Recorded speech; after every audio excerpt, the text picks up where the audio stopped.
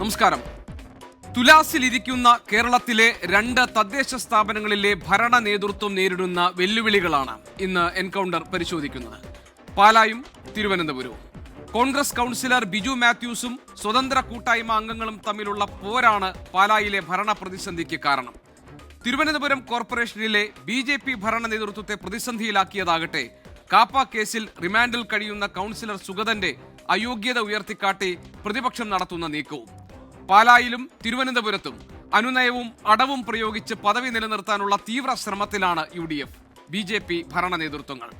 നാടകീയവും സിനിമാറ്റിക്കുമായ രംഗങ്ങൾക്ക് സാക്ഷ്യം വഹിച്ച ഈ 2 തദ്ദേശ ഭരണ സ്ഥാപനങ്ങളിലെയും സ്ഥിതിവിശേഷം കൂടുതൽ സങ്കീർണമായിരിക്കുന്നു.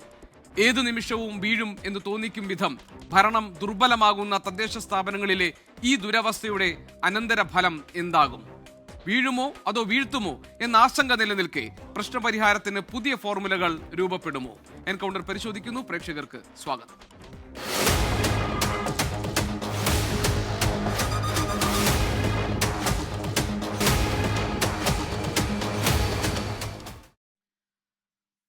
നമ്മുടെ അതിഥികൾ പാലാ നഗരസഭയിലെ സ്വതന്ത്ര കൗൺസിലർ ശ്രീ ബിനു പുളിക്കക്കണ്ടം, പാലാ നഗരസഭയിലെ കോൺഗ്രസ് കൗൺസിലർ ശ്രീ ബിജു മാത്യൂസ്, തിരുവനന്തപുരം കോർപ്പറേഷനിലെ CPM councillor Shri SP Deepak എന്നിവരാണ് ഇന്ന് ഈ ചർച്ചയിൽ പങ്കെടുക്കാൻ നമ്മളോടൊപ്പം ഉള്ളത്.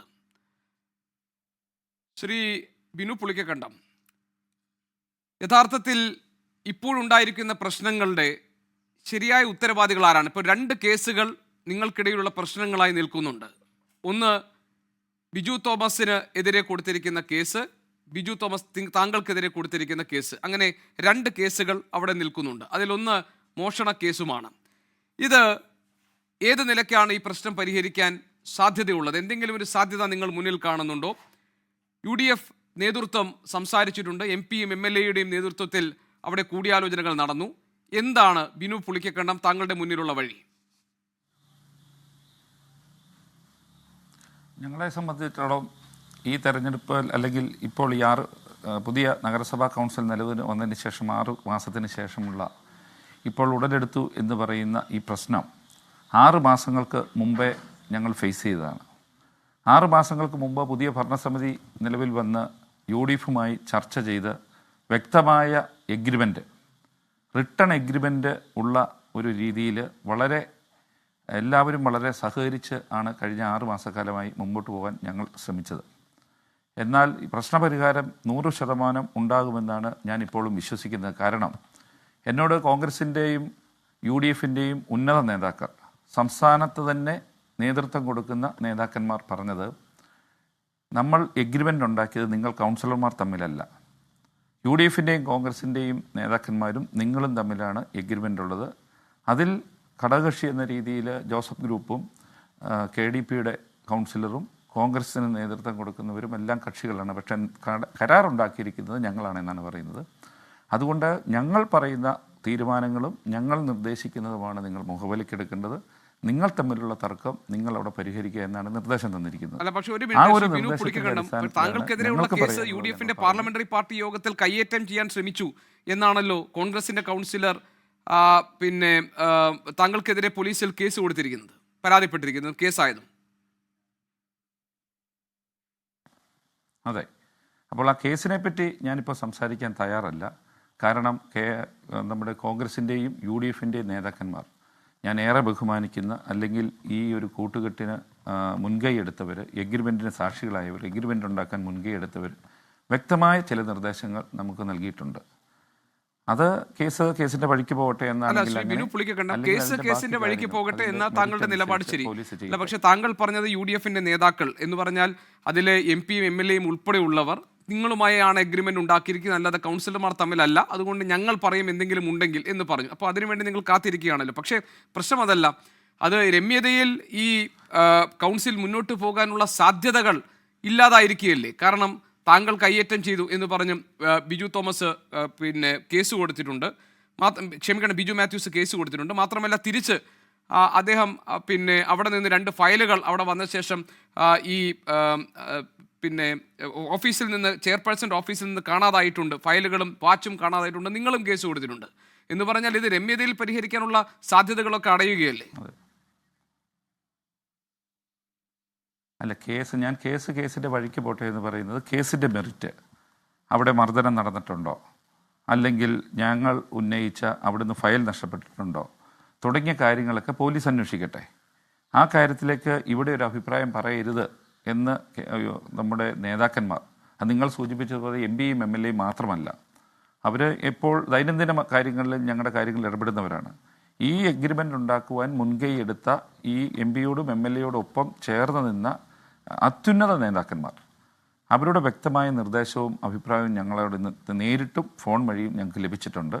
നിങ്ങൾ ഒരു തീരുമാനമെടുക്കുന്നതിന് മുമ്പ് ഞങ്ങളുടെ അഭിപ്രായം കേൾക്കണം, ഞങ്ങൾ വ്യക്തമായ ഒരു നിർദ്ദേശം തരും, അത് നിങ്ങൾക്ക് പാലിക്കാൻ പറ്റുമെന്ന് സംസാരിക്കണം എന്ന രീതിയിൽ ഞങ്ങൾക്കൊരു നിർദ്ദേശം തന്നിട്ടുണ്ട്.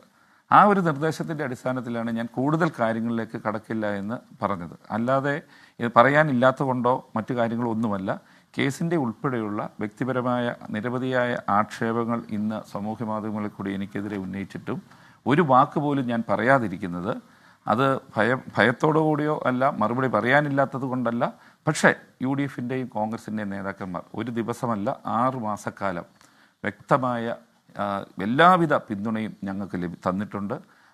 ആ ഒരു പിന്തുണയുടെ നന്ദിയുണ്ട് ഞങ്ങൾക്ക്, കടപ്പാടുണ്ട് ഞങ്ങൾക്ക്. ആ നന്ദിയുടെയും കടപ്പാടിൻ്റെയും എല്ലാ അടിസ്ഥാനത്തിലാണ് അവരുടെ വാക്കുകൾക്ക് ഞങ്ങൾ ചെവി കൊടുക്കുന്നത്. അവരുടെ വാക്കുകൾ എന്താണ് എന്നറിയാൻ വേണ്ടി ഞങ്ങൾ വെയിറ്റ് ചെയ്യുന്നത്. ശ്രീ ബിജു മാത്യൂസ്, യഥാർത്ഥത്തിൽ ഇത് ഈ ഓട്ടോ സ്റ്റാൻഡുമായി ബന്ധപ്പെട്ട, അതായത് കൊട്ടാരമറ്റത്തെ ഓട്ടോറിക്ഷ സ്റ്റാൻഡിനെ ചൊല്ലിയുള്ള തർക്കം അത് വളർന്ന് വലുതായി ഈ നിലയിലായതാണോ, അതല്ല ഈ പറയുന്ന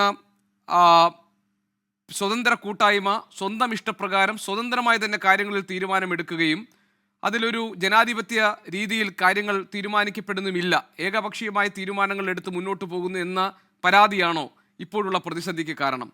എന്താണ് കോൺഗ്രസിന്റെ പരാതി?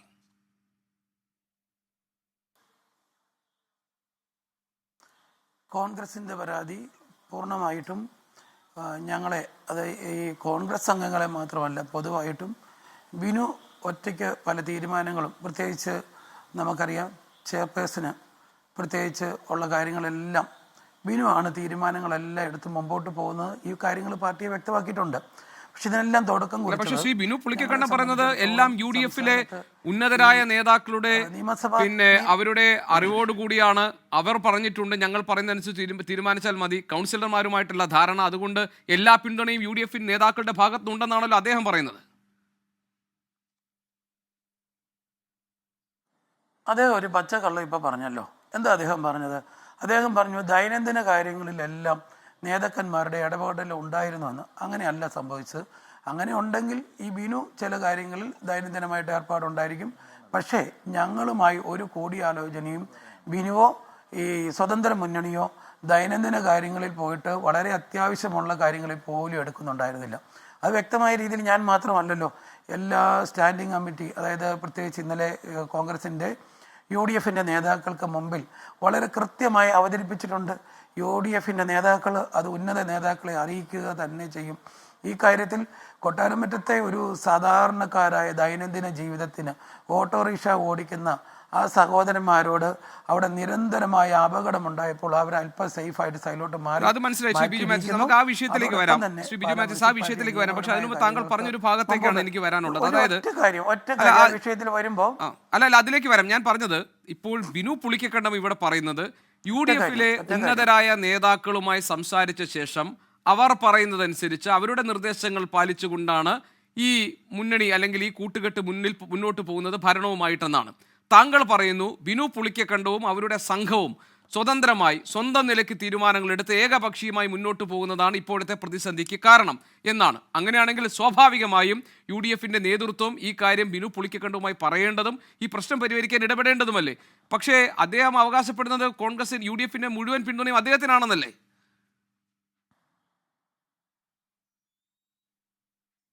അദ്ദേഹം കഴിഞ്ഞ ദിവസം തന്നെ അവകാശപ്പെട്ടിരുന്നു ബിജു മാത്യൂസ് അല്ലാതെ ഒരാളെങ്കിലും ഈ ഇവർക്ക് പിന്തുണ പിൻവലിക്കുക അല്ലെങ്കിൽ വിശ്വാസം നഷ്ടപ്പെട്ടു എന്ന് പറഞ്ഞാൽ ഞങ്ങൾ പൂർണ്ണമായിട്ടും ആ നിമിഷം രാജിവെച്ചിറങ്ങും എന്ന് പറഞ്ഞ ആളാണ് ഇപ്പം ഉന്നത നേതാക്കളെ ചാരി ഉന്നത നേതാക്കളെ നോക്കി നിൽക്കുന്നത്. ഉന്നത നേതാക്കൾ, കോൺഗ്രസിൻ്റെ ഉന്നത നേതാക്കൾ ആരെങ്കിലും കോൺഗ്രസിൻ്റെ അല്ലെങ്കിൽ ഒരു കൗൺസിലറെ ഇതുപോലെ കയ്യേറ്റം ചെയ്തിട്ട് ഇദ്ദേഹത്തിനൊപ്പം കൂടുമെന്ന് ആരെങ്കിലും വിചാരിക്കുന്നുണ്ടോ? ഒരിക്കലുമില്ല. അവിടെ കയ്യേറ്റം ഒരു തവണയല്ല, പല തവണയുണ്ടായി. ഞങ്ങളുടെ സ്വതന്ത്ര കൗൺസിലർ, അതായത് കോൺഗ്രസ് വിമതയായിട്ടുള്ള കൗൺസിലർ നമ്മുടെ വൈസ് ചെയർപേഴ്സണാണ്, അവർക്കെതിരെ ഉണ്ടായ ഒരു വലിയ രീതിയിലുള്ള വാക്കേറ്റം ഉണ്ടായി. സഹിക്കാൻ വയ്യാതെ ഈ കൗൺസിലിൽ നിന്ന് ഇറങ്ങി, ഈ ഹാളിൽ നിന്ന്, ഇവരുടെ ചേംബറിൽ നിന്ന് ഇറങ്ങി ഓടിയ സാഹചര്യം ഉണ്ടായിട്ടുണ്ട്. ഈ കയ്യേറ്റം ശ്രമങ്ങളും ഒന്നാമതല്ല, പലതവണ നടന്നിട്ടുണ്ട്. ഇത് ഞങ്ങൾ സഹിച്ച് മുമ്പോട്ട് പോകാൻ കാരണം ഈ നിയമസഭാ തെരഞ്ഞെടുപ്പ് വരെ എങ്ങനെയെങ്കിലും കൊണ്ടുപോകണം എന്നുള്ള ഞങ്ങളുടെ നേതാക്കൻ ഇതേ പറഞ്ഞു തന്നെ ഉന്നത നേതാക്കളുടെ നിർദ്ദേശത്തെ തുടർന്നാണ് ഈ കൂട്ടുകെട്ടുണ്ടായപ്പോൾ തന്നെ ഞങ്ങൾ ഇദ്ദേഹത്തിൻ്റെ സ്വഭാവം വെച്ചും പല കേസുകളിൽ പ്രതിയായിട്ടുള്ള ഇദ്ദേഹം, ഞങ്ങളത് പലയിടത്ത് പറഞ്ഞിട്ടുണ്ട്. ഈ മോഷണ കേസിൻ്റെ കാര്യമൊക്കെ ഇദ്ദേഹം എനിക്കെതിരെ പറയുന്നുണ്ട്. ഹൈക്കോടതി മോഷണ കേസിൽ ഇദ്ദേഹം പ്രതിയാണ്. അതോടൊപ്പം തന്നെ ഇദ്ദേഹം ഈ മുനിസിപ്പാലിറ്റിയുടെ, അതായത് ഈ ഹാളിലിട്ട് ഒരു സഹപ്രവർത്തകനെ, ബൈജു കൊല്ലംപറമ്പൻ എന്ന സഹപ്രവർത്തകനെ ക്രൂരമായി മർദ്ദിച്ചിട്ടുണ്ട്. ഇദ്ദേഹത്തിൻ്റെ മർദ്ദനത്തിന് ഇരയായിട്ടുള്ളവരുടെ ലിസ്റ്റ് എടുത്താൽ എത്രയോ പേരാണ് നേരിട്ട് ശാരീരിക മർദ്ദനം ഏറ്റിട്ടുള്ള, എത്രയോ പേര് മാനസികമായിട്ട് ഇദ്ദേഹം എത്രയോ പേരെയാണ് ദ്രോഹിച്ചിട്ടുള്ളത്. ഇങ്ങനെ ഒരാളുമായിട്ട് ചേർന്ന് പോകുന്നതിനുള്ള ബുദ്ധിമുട്ട് ഈ ഉന്നത നേതാക്കളെ, MP, MLA എല്ലാവരെയും ഞങ്ങൾ ധരിപ്പിച്ചിട്ടുള്ളതാണ്. അത് അവർക്ക് അറിയുകയും ചെയ്യാം. അന്ന് അവർ മുമ്പോട്ട് കൊണ്ടുപോയ ഒരാശയം ഇതാണ്, ഞങ്ങൾക്ക് മുമ്പോട്ട് കൊണ്ടുപോകേണ്ട ആവശ്യം. അത് ഞങ്ങൾ അങ്ങേയറ്റം കോൺഗ്രസിൻ്റെ നേതാക്കൾക്ക് മുമ്പിൽ, UDFൻ്റെ നേതാക്കൾക്ക് മുമ്പിൽ ഇപ്പോഴും ഓർപ്പിച്ചിട്ടുണ്ട്. അവരതൊക്കെ ഓർക്കുന്നത് തന്നെയുണ്ട്. ഇനി ഒരു കാരണവശാലും ഇതുപോലെ അതായത് ഇതൊരു പൈശാചിക ശക്തി പോലെയാണ് ഇവരുടെ പ്രവർത്തനം. ഇത് തുറന്നു പറയുന്നത് ഈ പാലായിലെ എല്ലാവർക്കും വേണ്ടിയാ, എനിക്ക് വേണ്ടിയല്ല. താങ്കൾ ഇപ്പോഴും ഗുരുതരമായ ആരോപണം ഉന്നയിച്ചു. അദ്ദേഹത്തിനെതിരായിട്ടുള്ള മോഷണ കേസ് ഉണ്ട്. എനിക്ക് തോന്നുന്നത് ജോസ് ജെ ചീരാങ്കുടിയുടെ ആ സമയത്തെ കേസിനെ കുറിച്ചായിരിക്കും താങ്കൾ പറയുന്നുണ്ടാവുമെന്നാണ് ഞാൻ കരുതുന്നത്. പിന്നെ താങ്കൾ അദ്ദേഹത്തെ അദ്ദേഹം പലരെയും ഉപദ്രവിച്ചിട്ടുണ്ട് എന്ന രീതിയിലൊക്കെ അദ്ദേഹത്തെ ചിത്രീകരിച്ചിട്ടുണ്ട് താങ്കളുടെ സംഭാഷണത്തിലൂടെ. അതിനെനിക്ക് അദ്ദേഹത്തിന്റെ മറുപടി ഞാൻ എടുക്കാം. ഈ കേസുകളൊക്കെയാണോ താങ്കൾ പറയുന്നത്? ചീരാങ്കുടിയുടെ കേസൊക്കെയാണോ പറയുന്നത്? ഞാനത് പറയുന്നതിന് കാരണമുണ്ട്. എനിക്കെതിരെ ഈ കേസുകളൊക്കെ തന്നെ എനിക്കെതിരെ മോഷണ കുറ്റം ഒരപ്പൻ മകളെ കൊണ്ട് എഴുതി കൊടുപ്പിച്ചതാകാം. എങ്ങനെ എഴുതി കൊടുക്കാൻ സാധിക്കും? ഒരു കുടുംബത്തിൽ നിന്ന് ഇങ്ങനെ ഒരു കേസ് ഒരു മനസ്സറിവില്ലാതെ 3 പോലീസുകാരുടെ എന്നെ വിളിച്ചൊരു ഹാളിൽ കയറ്റിയിട്ട് എന്നോട് കാര്യങ്ങൾ ചോദിച്ചറിയാനെന്ന് പറഞ്ഞ് വിളിച്ചിട്ട് കാര്യങ്ങൾ, ഞാൻ വളരെ പിന്നിലെ സീറ്റിലിരുന്ന കാര്യങ്ങളെല്ലാം ചെയ്തതാണ്. ഒരു നഗരസഭാ ജീവനക്കാരനും ഒപ്പം ചെയ്തിട്ട് ഇതുപോലൊരു കേസ് കൊടുക്കാൻ അതോ ആ കേസ് എഴുതി കൊടുത്തിരിക്കുന്ന തന്നെ നോക്കൂ, എന്തോ ഒരു മോശമായ രീതിയിലാണ്. അതിൽ എന്തുമാത്രം അക്ഷരത്തെറ്റുകളാണ്. ഞങ്ങളൊരിക്കലും ഇതുപോലൊരു ചെയർപേഴ്സനെ പറ്റി ഞാൻ വിചാരിച്ചിരുന്നില്ല. അത് നിങ്ങളെല്ലാം ഒന്ന് ഈ പൊതുജന മധ്യത്തിൽ നിന്ന് കാണണം. മോശം, അതായത് അങ്ങേറ്റം. ഞാനൊരു വാച്ച് മോഷ്ടിക്കാൻ ചെന്നു, അല്ലെങ്കിൽ അവിടെ വാച്ച് മോഷ്ടിച്ചു, ഒറ്റ ചോദ്യം ചെയ്തതിൽ തീരാവുന്ന കാര്യമുള്ളൂ. നമ്മുടെ കേരള പോലീസിന് ഈ ദിയ ബിനു പുളിക്കെ കണ്ടെത്തി വിളിച്ചു വരുത്തി അത്യാവശ്യമായിട്ട് ചോദ്യം ചെയ്യണം. ആ കേസ് ഉണ്ടായത് എന്നോട്, ഞാൻ എൻ്റെ വിവരങ്ങൾ പറഞ്ഞു കഴിഞ്ഞല്ലോ, അവരെ ചോദ്യം ചെയ്തേ വളരെ പെട്ടെന്ന്. അതായത് ഞാൻ ഒരു കാര്യം മാത്രമേ പറഞ്ഞുള്ളൂ, ഈ കേസിന് തെളിവ് കിട്ടാൻ ഒറ്റ കാര്യം മതി.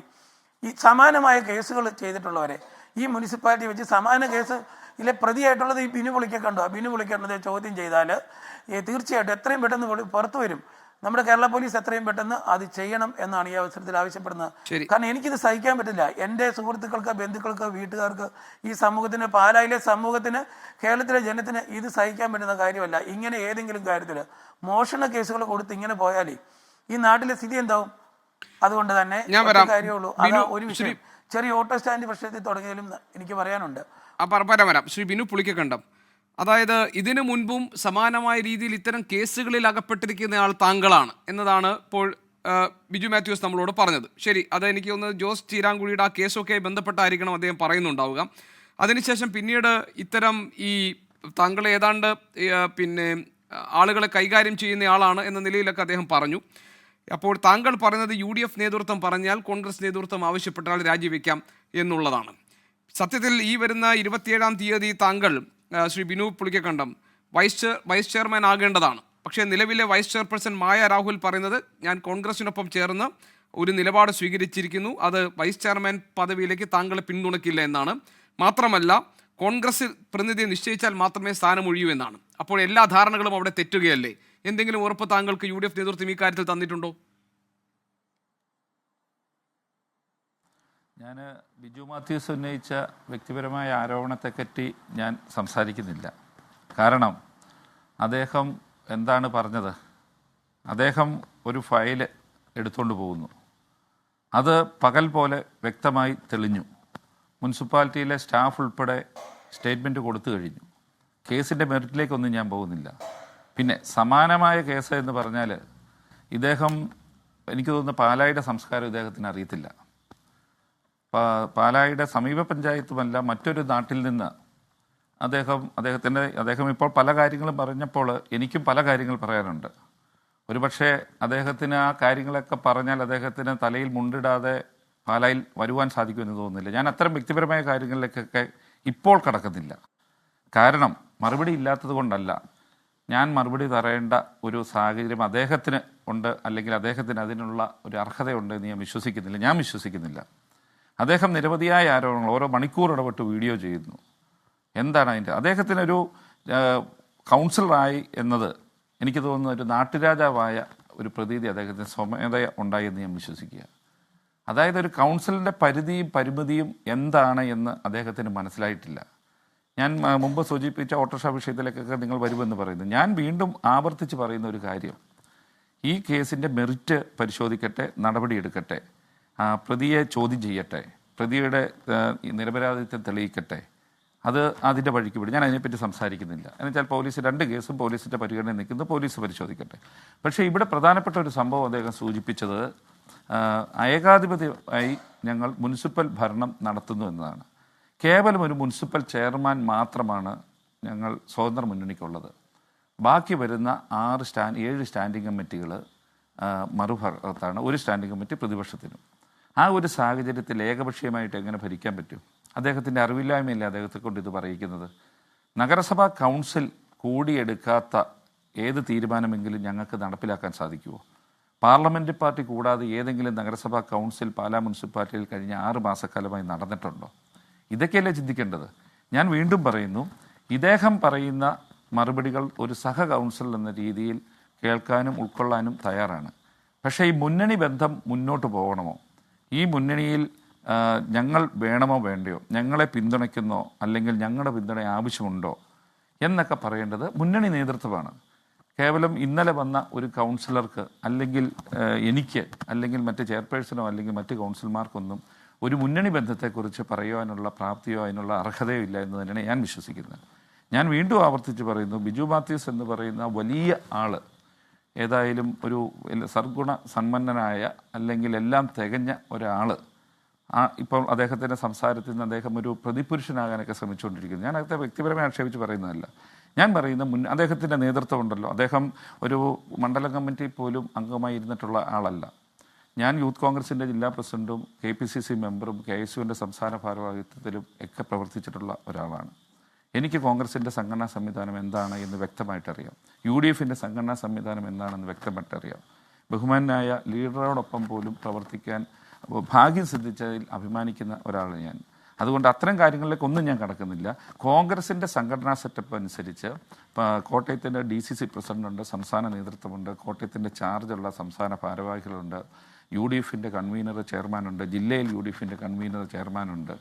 ഇവരുടെ ഭാഗത്തു നിന്ന് ഒരു നിർദ്ദേശം, ഇദ്ദേഹം പറയുന്നത് പോലെ പത്രമാധ്യമങ്ങളിൽ കൂടി ഒന്നും കൊടുക്കണ്ട, ഒരു നിർദ്ദേശം ഫോണിൽ ഉത്തരവാദിത്തപ്പെട്ട നേതൃത്വത്തിൽ നിന്ന് ഉണ്ടായാൽ ആ നിമിഷം, ഇപ്പോൾ നമ്മൾ സംസാരിച്ചുകൊണ്ടിരിക്കുമ്പോൾ ഫോണിൽ ഒരു മെസ്സേജ്, ഒരു വാക്ക് പറഞ്ഞാൽ പൂർണ്ണ മനസ്സോടുകൂടി ഞങ്ങൾ ഈ സ്ഥാനം ഒഴിയാൻ ഞങ്ങൾ തയ്യാറാണ്. അതുതന്നെയാണ് ഞങ്ങൾ വീണ്ടും ആവർത്തിച്ചത്. ശരി ശ്രീ ബിനു പുളിക്കകണ്ഠൻ, ഞാൻ ഈ ചർച്ചയുടെ അടുത്ത ഘട്ടത്തിലേക്ക് താങ്കളിലേക്ക് വരാം. നമ്മളോടൊപ്പം ഇപ്പോൾ തിരുവനന്തപുരം കോർപ്പറേഷനിലെ CPM councillor Shri SP Deepak ഉണ്ട്. ശ്രീ SP ദീപക്, ഇത് 2 തദ്ദേശ ഭരണ സ്ഥാപനങ്ങളിലെ പ്രതിസന്ധികളെ കുറിച്ചാണ് നമ്മൾ ഇന്ന് ഈ വൈകുന്നേരം ചർച്ച ചെയ്യുന്നത്. അതിലൊന്ന് പാലായിലെ പ്രതിസന്ധിയാണ്. താങ്കൾ ഒരുപക്ഷെ ഈ ചർച്ചയിൽ ആ ഭാഗങ്ങൾ കേട്ട് കാണും. ഇനി നമ്മൾ തിരുവനന്തപുരത്തേക്ക് വരികയാണ്. അവിടെ കാപ്പ കേസിൽ BJP കൗൺസിലർ R സുഗതൻ ജയിലിലായിരിക്കുന്ന സാഹചര്യത്തിൽ ഈ കൗൺസിലിൽ നിന്ന് അദ്ദേഹത്തെ പുറത്താക്കണം എന്നൊരാവശ്യം LDF മുന്നോട്ട് വെച്ചിരിക്കുകയാണല്ലോ. മാത്രമല്ല 2 കൗൺസിൽ യോഗങ്ങളിൽ അദ്ദേഹം പങ്കെടുത്തിട്ടില്ല. ഇനി 3ാമതൊരു കൗൺസിൽ യോഗത്തിൽ കൂടി പങ്കെടുക്കാതിരുന്നു കഴിഞ്ഞാൽ ഇത് സ്വാഭാവികമായും അദ്ദേഹത്തിന് പുറത്താകുന്ന അവസ്ഥ വരും. അദ്ദേഹം അയോഗ്യനാക്കപ്പെടും. അങ്ങനെയാണെങ്കിൽ ഇത് ആ ഒരു ആവശ്യം, പെട്ടെന്ന് തന്നെ കൗൺസിൽ യോഗം ചേരണം എന്ന ആവശ്യം കൂടി നിങ്ങൾ മുന്നോട്ട് വെച്ചിട്ടുണ്ട്. നഗരസഭാ ചട്ടപ്രകാരം തുടർച്ചയായി 3 കൗൺസിൽ യോഗങ്ങളിൽ നിന്ന് ഒഴിവാക്കപ്പെട്ടാൽ, വിട്ടുനിന്നാൽ ജനപ്രതിനിധി അയോഗ്യനാക്കപ്പെടും എന്നുള്ളത് കൊണ്ട് തന്നെ. പക്ഷേ ശ്രീ SP ദീപക്, ഇവിടെ ഇന്ന് ശ്രീലേഖയുടെ ഒരു ഫേസ്ബുക്ക് പോസ്റ്റ് ഉണ്ടായിരുന്നു. അതിൽ പറഞ്ഞത് ഈ സുഗതൻ ഒരു ഗുണ്ടയല്ല, കഴിഞ്ഞ CPM-ന്റെ കാലത്ത് നടന്നിട്ടുള്ള സംഭവങ്ങളിൽ ജനങ്ങളുടെ ഭാഗത്ത് നിന്ന് നേരിന് വേണ്ടി നീതിക്ക് വേണ്ടി നിലകൊണ്ട ഒരാളാണ്. അങ്ങനെ ഒരു താരപരിവേഷം അയാൾക്കുണ്ട്. അതുകൊണ്ടാണ് അദ്ദേഹം കൗൺസിലറായി തിരഞ്ഞെടുക്കപ്പെട്ടത് എന്നാണ്. മാത്രമല്ല ഈ പോലീസുകാർക്കെതിരെയും വിമർശനം ഉന്നയിച്ചിട്ടുണ്ട്. അവരെ CPM ഡെപ്യൂട്ട് ചെയ്തതാണ് VK പ്രശാന്തിൻ്റെ വിജയം ഉറപ്പാക്കാൻ വേണ്ടി എന്ന ആരോപണവും ഇന്ന് ശ്രീലേഖയുടെ ഭാഗത്തുനിന്നുണ്ടായിട്ടുണ്ട്. എന്താണ് നിലവിൽ തിരുവനന്തപുരം കോർപ്പറേഷന്റെ ഈ വിവാദങ്ങളുടെ പശ്ചാത്തലത്തിലെ സ്ഥിതി?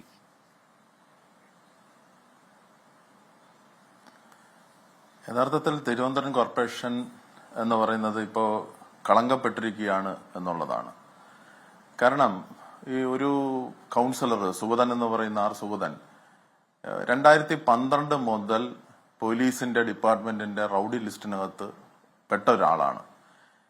ഈ തെരഞ്ഞെടുപ്പ് നടക്കുന്ന സന്ദർഭത്തിനകത്ത് കാപ്പ കേസിനകത്ത് പ്രതി ആയിരുന്നു ഇയാള് എന്നുള്ളതാണ്. തെരഞ്ഞെടുപ്പിന് മുമ്പ് തന്നെ നിരവധി കേസിനകത്ത്, ക്രിമിനൽ കേസിനകത്ത് പ്രതിയായിട്ടുള്ളത്. അതായത് ഇപ്പോൾ ന്യായീകരിക്കാൻ വേണ്ടിയിട്ട്, ഒരു രാഷ്ട്രീയ പാർട്ടിക്ക് ന്യായീകരിക്കാൻ വേണ്ടിയിട്ട് പറ്റാത്ത രൂപത്തിൽ സ്ത്രീകളെ ആക്രമിക്കുന്നത് തുടങ്ങി, ഈ പറയുന്നത് പോലെ തന്നെ പിന്നോക്കം നിൽക്കുന്ന ഒരു വിവാദത്തിൽപ്പെടുന്ന ഒരാളുടെ തലയിലടിച്ച് കൊല്ലാൻ വേണ്ടിയിട്ടുള്ള ഒരു ശ്രമം തുടങ്ങി വളരെ സീരിയസ് ആയിട്ടുള്ള ഒഫൻസുകളാണ്. ഇയാളെ മറ്റ് ഒരു പ്രതിയുടെ കാലിൽ തന്നെ പരുക്ക് വലിയ രൂപത്തിൽ പരുത്തി, അങ്ങനെയൊക്കെയുള്ള ഒരിക്കലും നമുക്ക് ന്യായീകരിക്കാൻ വേണ്ടിയിട്ട് പറ്റാത്ത ഒരാളാണ് ഈ പറയുന്ന സുഗതൻ എന്ന് പറയുന്നത്.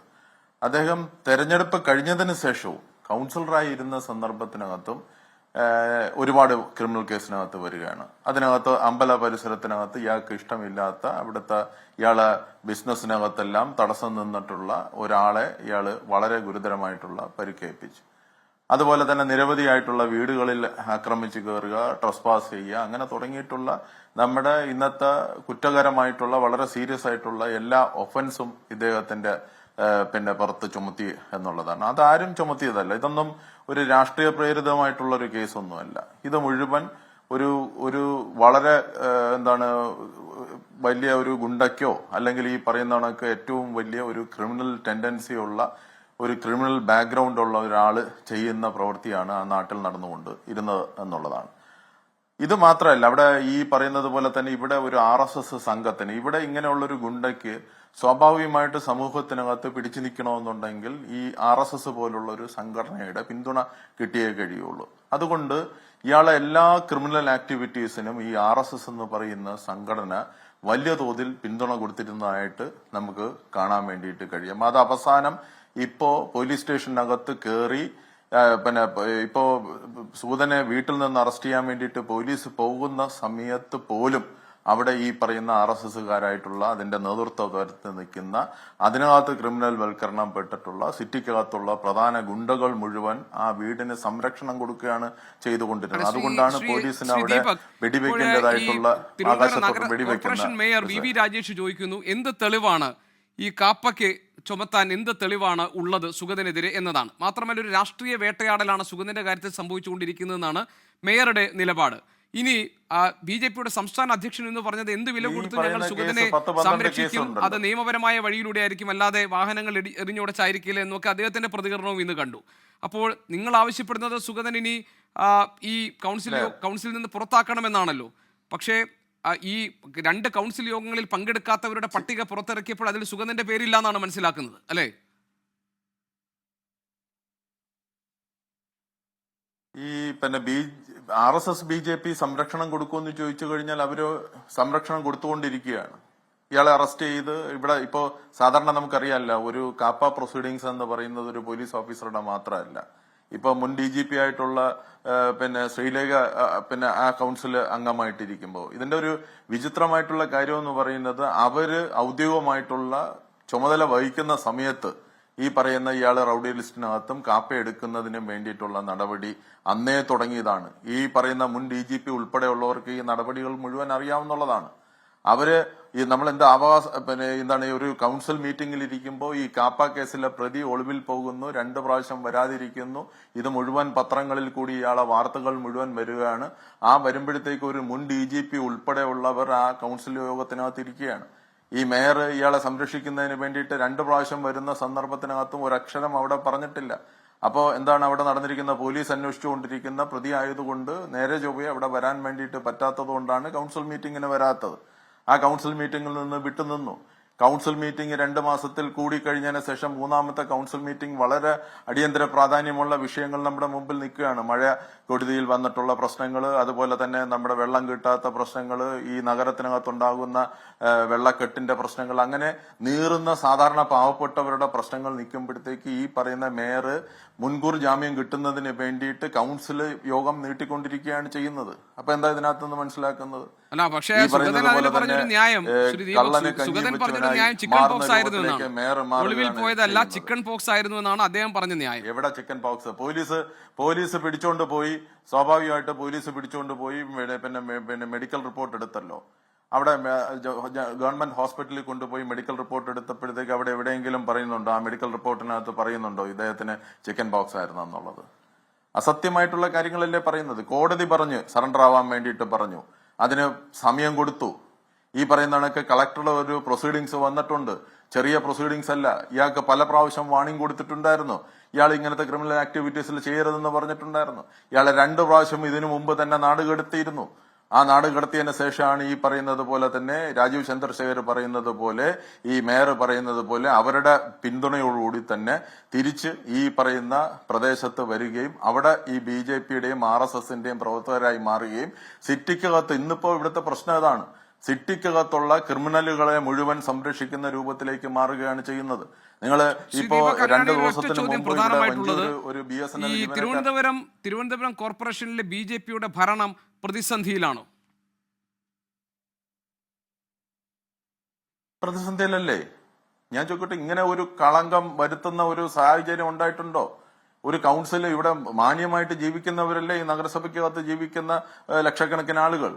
അങ്ങനെ വരുന്ന ഒരു കൗൺസിലിന്റെ പ്രതിനിധി എന്ന് പറയുന്നത് ഇതുപോലുള്ള കാപ്പ കേസിനകത്ത് പെണ്ണുങ്ങളെ പീഡിപ്പിക്കുകയും അതുപോലെ തന്നെ മറ്റ് ക്രിമിനൽ ആക്ടിവിറ്റീസും ഒക്കെ നടത്തുന്നതായിട്ടുള്ള ആളുകളെയാണോ ഇവിടെ വേണ്ടത്?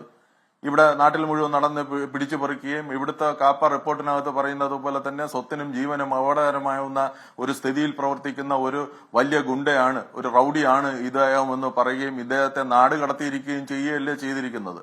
അതിനെ ന്യായീകരിക്കാൻ വേണ്ടിയിട്ട് പാടുണ്ടോ? ഇത് വലിയ പ്രതിസന്ധിയല്ലേ?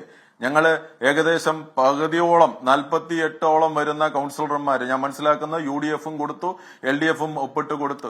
വളരെ അടിയന്തരമായിട്ട് ഈ കൗൺസിൽ വിളിക്കാൻ വേണ്ടിയിട്ട് പറഞ്ഞു. ഇന്നും മേയർ വേറെ ചില കാര്യങ്ങൾ പറഞ്ഞ് ന്യായീകരിക്കുകയാണ് ചെയ്യുന്നത്. ഞങ്ങൾ കൗൺസിൽ വിളിക്കില്ല എന്ന് പറയുന്ന രൂപത്തിലേക്കാണ് നമ്മുടെ ജനാധിപത്യ സംവിധാനം. ആരവധിയില്ലെന്ന്? ഈ കാപ്പ കേസിനകത്ത് പോലീസ് വാറന്റുമായിട്ട് നടക്കുകയും കോടതി സറണ്ടർ ആവാൻ വേണ്ടിയിട്ട് പറയുന്ന ആള് അവധി എടുക്കാൻ വേണ്ടിയിട്ടാണോ ഇതിന്? അങ്ങനെ അവധി എന്നാണോ പറയേണ്ടത്? മേയർ, ഞാൻ നേരത്തെ പറഞ്ഞല്ലോ, മേയർ യഥാർത്ഥത്തിൽ എന്ന് പറഞ്ഞാൽ ഈ പറയുന്ന കാപ്പ കേസിനകത്ത് പ്രതിയായിട്ടുള്ളവന് കഞ്ഞി വെച്ചു കൊടുക്കുന്നവനായി മാറുകയാണ് യഥാർത്ഥത്തിൽ മേയർ ചെയ്യുന്നത്. തലസ്ഥാനത്തെ മേയർ ഇങ്ങനെ പ്രവർത്തിക്കാൻ വേണ്ടിയിട്ട് പാടില്ല. എത്ര മോശമായിട്ടുള്ള ഒരു സ്റ്റേറ്റ്മെന്റ് ആണ് അദ്ദേഹം നടത്തിയതെന്ന് ആലോചിക്കൂ. ഇതിനെ മുഴുവൻ ന്യായീകരിക്കുകയും തങ്ങളുടെ കൂടെയുള്ള കൗൺസിലർമാരെ മുഴുവൻ ഇദ്ദേഹത്തെ ന്യായീകരിക്കുന്നതിന് വേണ്ടിയിട്ട് പോലീസ് സ്റ്റേഷനിലേക്ക് മാർച്ച് നടത്തി പോലീസിന്റെ തടസ്സപ്പെടുത്തുന്നതിന് വേണ്ടിയിട്ടുള്ള പ്രവർത്തനങ്ങൾ നടത്തുകയാണ്.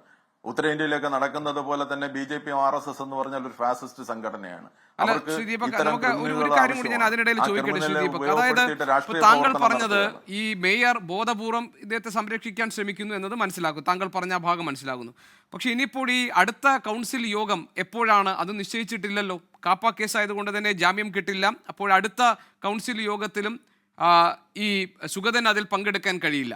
പക്ഷെ പ്രശ്നം, നേരത്തെ ഉണ്ടായിരുന്ന 2 കൗൺസിൽ യോഗങ്ങൾ, ഞാൻ മനസ്സിലാക്കുന്നത് ഏപ്രിൽ 27-നും പിന്നീട് മെയ് 14-നും ആണ് ആ 2 യോഗങ്ങൾ നടന്നതെന്നാണ് ഞാൻ മനസ്സിലാക്കുന്നത്. ആ 2 യോഗങ്ങളിലും സുഗതൻ ഉണ്ടായിരുന്നില്ല. പക്ഷെ ആ യോഗങ്ങളിൽ പങ്കെടുക്കാത്തവരുടെ പേര് എഴുതിയ കൂട്ടത്തിൽ സുഗതന്റെ പേര് രേഖപ്പെടുത്തിയിട്ടുമില്ല. അങ്ങനെയാണെങ്കിൽ ഇത് തുടർച്ചയായ 3 കൗൺസിൽ യോഗത്തിൽ ഇല്ല എന്ന നിലയിലേക്ക് കാര്യങ്ങൾ അങ്ങനെയല്ല നടപടിക്രമം എന്ന് പറയുന്നത്. പറയൂ.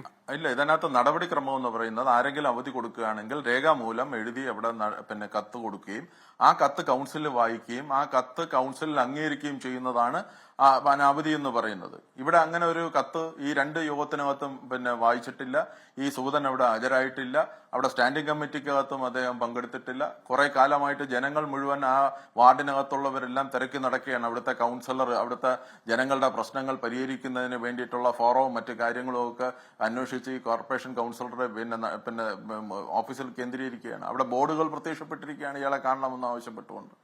അപ്പൊ അങ്ങനെ എല്ലാം, അതാണ് ഞാൻ പറഞ്ഞത്, മേയർ ഈ പറയുന്നത് പോലെ ഇന്നും അദ്ദേഹം ഈ പറയുന്ന പ്രസ് മീറ്റിനകത്ത് അദ്ദേഹം ഇതിനെ ന്യായീകരിക്കുകയാണ്. അദ്ദേഹത്തിന് ഓർമ്മയില്ല എന്നാണ് പറയുന്നത്. കാപ്പ കേസിനകത്ത് പ്രതിയായിട്ടുള്ള ഒരാള് കൗൺസിലിനകത്ത് വന്നിട്ടില്ല എന്നുള്ളത് അദ്ദേഹം ബോധ്യപ്പെടുത്താൻ തയ്യാറാകുന്നില്ല.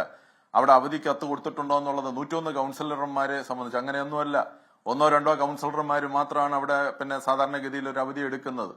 അങ്ങനെ എടുക്കുന്നതിനെ സംബന്ധിച്ച് കൃത്യമായിട്ട് വായിച്ച് ആ കൗൺസിലിനെ ബോധ്യപ്പെടുത്തി അതിന്റെ അടിസ്ഥാനത്തിലാണ് അവധി കൊടുക്കേണ്ടത്. അല്ലാതെ മേയർ പറഞ്ഞു ഇപ്പൊ എന്താ ഒരു അവധി എടുക്കാൻ പറ്റുന്നത്, എന്നെ പോലീസ് അറസ്റ്റ് ചെയ്യാൻ വേണ്ടിയിട്ട് നടക്കുന്ന വാറന്റ് ഉള്ളത് കൊണ്ടും ഞാൻ കാപ്പ കേസിനകത്ത് പ്രതിയെ ആവാൻ വേണ്ടിയിട്ടുള്ള സാധ്യത ഉള്ളത് കൊണ്ടും ഞാൻ ഒരാളെ അടിച്ച് പരിക്കേൽപ്പിച്ചതുകൊണ്ടും എനിക്ക് ഈ പ്രാവശ്യത്തെ കൗൺസിലിൽ പങ്കെടുക്കാൻ പറ്റാത്ത ഒരു അവധി തരണമെന്നാണ് ഈ മേയർ പറയുന്നത്.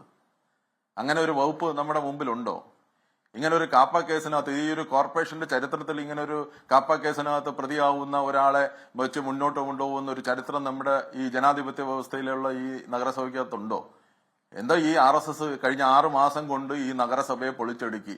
ഈ സുഗതനടക്കമുള്ള ക്രിമിനലുകൾ ക്യാമ്പ് ചെയ്യുന്ന ഒരു സ്ഥലമായി ഈ പറയുന്ന നഗരസഭയുടെ ഓഫീസും അതിന്റെ കേന്ദ്രങ്ങളെയും മാറ്റുകയാണ് ചെയ്യുന്നത്.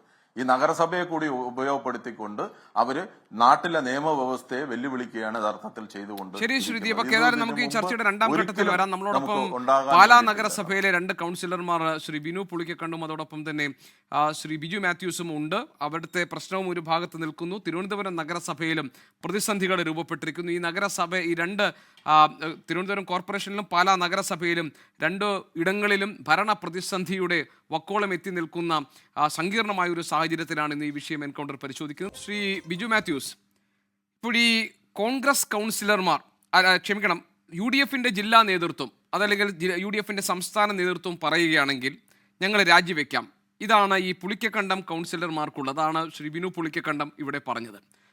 നിങ്ങളാകട്ടെ ഏതാണ്ട് 5 കൗൺസിലർമാരും പിന്നെ UDS വിമതരുമൊക്കെ ചേർന്ന് ഈ നഗരസഭാ ചെയർപേഴ്സണുള്ള വിശ്വാസം നഷ്ടപ്പെട്ടു എന്ന് കാണിച്ച് നേതൃത്വത്തെ സമീപിച്ച് നിങ്ങളുടെ ഒപ്പിട്ട കത്ത് നൽകിയതുമാണ്. പക്ഷെ അപ്പോഴും UDFന്റെ ജില്ലാ നേതൃത്വമോ സംസ്ഥാന നേതൃത്വമോ ഇവരോട് രാജിവെക്കാൻ ആവശ്യപ്പെടുന്നില്ല. എന്തുകൊണ്ടായിരിക്കാം അത്?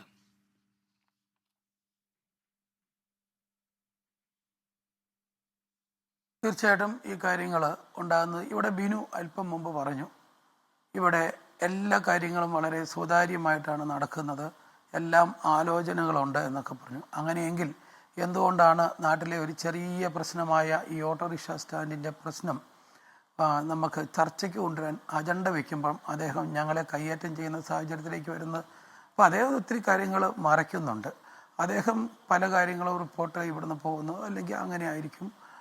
ഉന്നത നേതൃത്വം കാര്യങ്ങൾ യഥാർത്ഥത്തിൽ ഈ ദിവസങ്ങളിലാണ് കൃത്യമായ കാര്യങ്ങൾ മനസ്സിലാക്കി വരുന്നു എന്നാണ് എനിക്ക് അറിയാനുള്ളത്. അതുകൊണ്ട് ഇദ്ദേഹം ഇപ്പോഴത്തെ ഒരു സിറ്റുവേഷൻ അദ്ദേഹം പറഞ്ഞല്ലോ, തലയിൽ മുണ്ടിട്ട് നടക്കുന്ന ഒരു കാര്യം അദ്ദേഹം മനസ്സിലാക്കുക. ഞാൻ ഈ തൊട്ടടുത്ത പഞ്ചായത്തുകൾ ഏതോ വലിയ ദൂരം അദ്ദേഹം ഒന്ന് അന്വേഷിക്കണം. ഞാൻ എവിടുന്നാണ് വന്നത്, സഹ കൗൺസിലർ എവിടുത്തുകാരനൊന്ന് അന്വേഷിക്കുന്നത് നല്ലതാണ്. കടനാട് പഞ്ചായത്തിലും തലപ്പലം പഞ്ചായത്തിലും ഇത് തൊട്ടടുത്ത തലപ്പലം പഞ്ചായത്തില് കോൺഗ്രസിന്റെ സജി ജോസഫിനോട് ചോദിച്ചാൽ മതി. ഞാൻ എന്നെ പറ്റി പറയുക, ഞാൻ എന്നെ പറ്റിയാ പറയുന്നത്. ഞാൻ തലേ ഞങ്ങൾ കൃഷിക്കാരൊക്കെയാണ്, തലേന്നല്ല ഞങ്ങൾ തലേ തോർത്തിട്ട് നടക്കാറുണ്ട് വെയിലൊക്കെ വരുമ്പോൾ. അല്ലാതെ പാലായിൽ വരാനുള്ള സാഹചര്യം ഒന്നുകൂടെ ഉള്ളൂ. കോൺഗ്രസിന്റെ ഏത് സാഹചര്യവും ഞാൻ വളരെ മര്യാദയ്ക്ക് പറയുന്നു. ആവശ്യമില്ലാത്ത കാര്യങ്ങളും അസത്യമായ കാര്യങ്ങളും പറഞ്ഞ് ചർച്ച മുമ്പോട്ട് പോകാനാണെങ്കിൽ അതിനെ അതേ രീതിയിൽ തന്നെ മറുപടി തരാൻ സാധിക്കും. നാട്ടിലെ വ്യക്തികളല്ല, ഇവിടെ എല്ലാവർക്കും അറിയാവുന്ന കാര്യങ്ങൾ, താങ്കളുടെ കുടുംബ പശ്ചാത്തലം, താങ്കൾ എങ്ങനെ ഈ മേഖലയിലേക്ക് വന്നു, എല്ലാം എല്ലാവർക്കും അറിയാം. ദയവ് ചെയ്ത് വീണ്ടും ഞാൻ ആവർത്തിക്കുന്നു, കഴിഞ്ഞ 6 മാസക്കാലം ഒരുമിച്ചിരുന്നു എന്ന ആ ഒരു പരിഗണനയിൽ പറയുന്നു. ദയവ് ചെയ്ത് ആവശ്യമില്ലാത്ത കാര്യങ്ങൾ പറഞ്ഞ് വിഷയത്തിലേക്ക് ഭാഗങ്ങളിലേക്ക് പോകരുത്. ഇടയ്ക്ക് ഞാൻ സംസാരിച്ചിട്ടില്ല. ബിനുവിന്റെ ഇടയ്ക്ക് കയറി തന്നെ പറയുന്നു, താങ്കളോട് ഇത് പറയുന്നു, താങ്കൾ ആവശ്യമില്ലാത്ത അസത്യമായ കാര്യങ്ങൾ പ്രചരിപ്പിച്ചാൽ താങ്കളുടെ എല്ലാ കാര്യങ്ങളും ഇവിടെ വിളിച്ചു പറഞ്ഞാൽ താങ്കൾക്ക് അത് വളരെ ബുദ്ധിമുട്ടായിരിക്കും. താങ്കളുടെ ബാക്ക്ഗ്രൗണ്ട് ഉൾപ്പെടെ, താങ്കളുടെ കുടുംബ പശ്ചാത്തലം ഉൾപ്പെടെ, താങ്കൾ ഇവിടെ വരാനുള്ള സാഹചര്യം ഉൾപ്പെടെ, എന്തുകൊണ്ട് എങ്ങനെ പാലാ അരമനയുടെ ബിൽഡിംഗിൽ താങ്കൾക്ക് എങ്ങനെ മുറി കിട്ടിയെന്ന് ഉൾപ്പെടെ ഇവിടെ പറയേണ്ടി വരും. ദയവ് ചെയ്ത് അത്തരം കാര്യങ്ങളിലേക്ക് കടക്കാൻ ദയവ് ചെയ്ത് നിർബന്ധിക്കരുത്. അത് വീണ്ടും ഒരു അപേക്ഷയായിട്ട് തന്നെ പറയുന്നു. കേരള പോലീസിന് പരിശോധിക്കാം, പൊതുജനത്തിന് ഇത് മുഴുവൻ ഞങ്ങളുടെ കാര്യങ്ങൾ പരിശോധിക്കാനൊന്നുമില്ല, എല്ലാവർക്കും അറിയാവുന്ന കാര്യമല്ലേ. താങ്കൾക്ക് എങ്ങനെ അവിടെ ഒരു മുറി കിട്ടി, താങ്കൾ എങ്ങനെ പാലായിൽ വന്നു, താങ്കളുടെ പശ്ചാത്തലം എന്ത്, ഒരാളെ കൊണ്ട് പറയാം. ഞാൻ ഒന്നാം തരമായിട്ട് പാലാ മുനിസിപ്പാലിറ്റി എല്ലാ പശ്ചാത്തലവും അങ്ങനെ വേദി പറഞ്ഞു തരാൻ ഞാൻ ഒരുക്കുക. അങ്ങനെ ബിനു കൂടെ വെച്ചാൽ മതി. എന്റെ തലമുണ്ടല്ല. ചർച്ച നയിക്കുന്നവർ ഒരു കാര്യം മനസ്സിലാക്കണം, ഇത് വ്യക്തിപരമായ ആക്ഷേപം പറയാനുള്ള വേദിയാണോ രാഷ്ട്രീയ സംവാദത്തിനുള്ള വേദിയാണോ? കേട്ടോ, ഇത് വേണ്ട. ഞാൻ ഒരു മിനിറ്റ് ശ്രീ ബിജു മാത്യൂസ്, ഒരു മിനിറ്റ് ശ്രീ ബിജു മാത്യൂസ്, ഒരു മിനിറ്റ് ശ്രീ ബിനു പുളിക്കക്കണ്ടം, താങ്കൾ ശ്രീ ബിനു പുളിക്കക്കണ്ടം, താങ്കൾ പറഞ്ഞതുപോലെ ഇത് രാഷ്ട്രീയം ചർച്ച ചെയ്യാനുള്ള വേദി തന്നെയാണ്, വ്യക്തിപരമായ അധിക്ഷേപങ്ങൾക്കുള്ള വേദിയല്ല. അത് ഞാനും വ്യക്തമാക്കുന്നു. പക്ഷേ ഇവിടെ എന്താ പ്രശ്നം? ഇവിടെ നിങ്ങൾക്കിടയിലുള്ള തർക്കങ്ങളുടെ ഭാഗമായി 2 കേസുകൾ ഉണ്ടായിട്ടുണ്ട്. അതിലൊരു കേസ് താങ്കൾക്കെതിരെയാണ്. അത് പാർലമെന്ററി പാർട്ടി യോഗത്തിൽ താങ്കൾ കയ്യാങ്കളി നടത്തി അദ്ദേഹത്തെ കയ്യേറ്റം ചെയ്യാൻ ശ്രമിച്ചു എന്നതാണ്. രണ്ടാമത്തെ കേസ് ബിജു മാത്യൂസിനെതിരെയുള്ളതാണ്. അത് അദ്ദേഹം മോഷണം നടത്തി എന്നുള്ളതാണ്. അപ്പോൾ ഈ 2 കേസുകളും വ്യക്തിപരമായി നിങ്ങളെ രണ്ടുപേരെയും ബാധിക്കുന്ന പ്രശ്നങ്ങൾ കൂടിയാണ്. അതിന്റെ ഭാഗമായിട്ടാണ് ഈ വ്യക്തിപരമായ പരാമർശങ്ങൾ വരുന്നത്. ആ ഭാഗം ചോദിക്കുമ്പോഴാണ് ഈ പ്രശ്നങ്ങൾ കൂടുതൽ സങ്കീർണമാകുന്നത്. പിന്നെ ഒരു കാര്യം കൂടി ബിനു പുളിക്കക്കണ്ടം, ഇപ്പൊ താങ്കൾ പറഞ്ഞത് അദ്ദേഹത്തോട് ചോദിച്ചു UDF പിന്തുണ, അപ്പോൾ അരി എത്രയെന്ന് ചോദിക്കുമ്പോൾ പയർ അഞ്ഞാഴി എന്ന് പറഞ്ഞ് ഈ ചർച്ചയിൽ നിന്ന് വ്യതിചലിച്ചു. ദയവ് ചെയ്ത് എനിക്കതിന് താല്പര്യമില്ല. ഞാൻ പറഞ്ഞത് രാഷ്ട്രീയപരമായ കാര്യമാണ്. എന്നോട് UDF ഉന്നത നേതൃത്വം ഒരു ഞാനിപ്പോൾ വീണ്ടും ആവർത്തിക്കുന്നു, അദ്ദേഹം ഈ പറയുന്നതൊക്കെ ഞാൻ മുഖവിലക്കെടുക്കുന്നു. ഒരു കൗൺസിലർ എന്ന രീതിയിൽ അദ്ദേഹത്തിന് അത് പറയാനുള്ള സ്വാതന്ത്ര്യമുണ്ട്. പക്ഷേ അദ്ദേഹത്തിനെ നിയന്ത്രിക്കുന്ന, അദ്ദേഹത്തിന് സീറ്റ് കൊടുത്ത, അദ്ദേഹത്തിന് വിപ്പ് നൽകേണ്ട ഒരു രാഷ്ട്രീയ നേതൃത്വമുണ്ട് ഇവിടെ.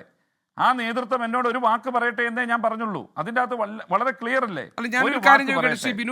അതായത് നേരത്തെയുള്ള ധാരണ പ്രകാരമാണ് കാര്യങ്ങളൊക്കെ പോകുന്നതെങ്കിൽ, ഒരു മിനിറ്റ്, നേരത്തെയുള്ള ധാരണ പ്രകാരമാണ് ശ്രീ ബിനു പുളിക്കക്കണ്ടം കാര്യങ്ങൾ പോകുന്നതെങ്കിൽ ഈ വൈസ് ചെയർമാൻ പദവിയിലേക്ക് താങ്കൾ വരേണ്ടതല്ലേ? 27-ാം തീയതി വൈസ് ചെയർമാൻ പദവിയിലേക്ക് താങ്കൾ വരേണ്ടതല്ലേ? അങ്ങനെ വരാൻ കഴിയുന്ന ഒരു സാഹചര്യം ഇപ്പോഴുണ്ടോ? 2 വിഷയമാണുള്ളത്. 2 വിഷയം. ഞാൻ ഒരു കാര്യം വളരെ ചുരുക്കത്തിൽ പറയുന്നു. ഇവർ പറയുന്നു 6 കോൺഗ്രസ് കൗൺസിലർമാരും ഒരു സ്വതന്ത്ര വനിതാ കൗൺസിലറും, അതായത് ഇപ്പോഴത്തെ വൈസ് ചെയർമാൻ എന്ന് പറയുന്നു. അതുപോലെ തന്നെ 3 സ്വതന്ത്ര കൂട്ടായ്മയിലെ 3 കൗൺസിലർമാരും, ജോസഫ് ഗ്രൂപ്പിലെ 3 കൗൺസിലർമാരും, KDPയിലെ ഒരു കൗൺസിലറും ഞങ്ങൾ ഒരേ അഭിപ്രായമുള്ളവരാണ്. ഇതിൻ്റെ അകത്ത് ഈ ഐക്യജനാധിപത്യ മുന്നണി UDF സംവിധാനത്തിൽ ഒരേ അഭിപ്രായമുള്ള ഞങ്ങൾ 7 പേര് ഇവിടെ നിൽക്കുന്നു. അതുകൊണ്ട് ഇവിടെ ഒരു വടംവലിയല്ല നടക്കുന്നത്. ഞാൻ ആ ഒരു വടംവലിയിലേക്കോ രാഷ്ട്രീയപരമായിട്ട് ഞാൻ വീണ്ടും ആവർത്തിച്ച് പറയുന്നു, ഇവിടെ ഒരു അവിശ്വാസ പ്രമേയത്തിനോ അല്ലെങ്കിൽ വിശ്വാസ പ്രമേയത്തിനോ കാര്യങ്ങളിലേക്കൊന്നും കടക്കണ്ട എന്ന് UDF നേതൃത്വത്തെ ഞാൻ അറിയിച്ചിട്ടുണ്ട്. ഇവർ പറയുന്ന വ്യക്തിപരമായ ആക്ഷേപങ്ങളും വ്യക്തിപരമായ അജണ്ടകളും മാറ്റിവെച്ചുകൊണ്ട് രാഷ്ട്രീയപരമായ ചർച്ചയിലൂടെ ഈ പ്രശ്നം പരിഹരിക്കാൻ സാധിക്കുമെങ്കിൽ അതിന് ഞങ്ങൾ തയ്യാറാണ്. അത് UDF നേതൃത്വത്തെ അറിയിച്ചിട്ടുണ്ട്. അവർ പറഞ്ഞത് 7 പേർ താങ്കളോടൊപ്പം നിൽക്കുന്നു എന്ന കണക്ക് പറഞ്ഞല്ലോ. അതുകൊണ്ടാണ് ഞാൻ ചോദിക്കുന്നത്. അതായത് വേണ്ടി വന്നാൽ അടുത്ത സ്റ്റെപ്പിലേക്ക് നിങ്ങൾ തയ്യാറായി നിൽക്കുകയാണ് എന്ന വിവരമായിരിക്കും നിങ്ങൾ സ്വാഭാവികമായും UDF നേതൃത്വത്തെ അറിയിച്ചിട്ടുണ്ടാവുക. അല്ല, ഞാനത് ഇച്ചിരി വ്യക്തമായിട്ട് പറയാം. UDF സംവിധാനത്തിൽ നിൽക്കുമ്പോൾ ഈ 7 പേർ ഞങ്ങൾ ഒറ്റക്കെട്ടായിട്ട് നിൽക്കും.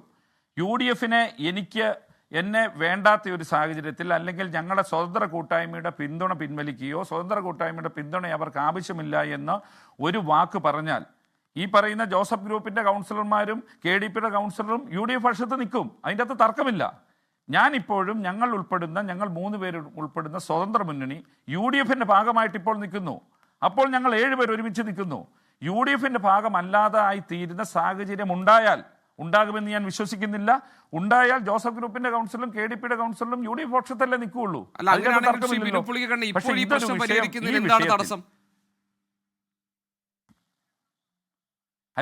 തടസ്സങ്ങളില്ലല്ലോ. തടസ്സമുണ്ടെന്ന് ആരാണ് പറഞ്ഞത്? ഞങ്ങൾ വളരെ തുറന്ന ചർച്ചയ്ക്ക് എന്ന് UDF നേതൃത്വത്തെ അറിയിച്ചിട്ടുണ്ട്.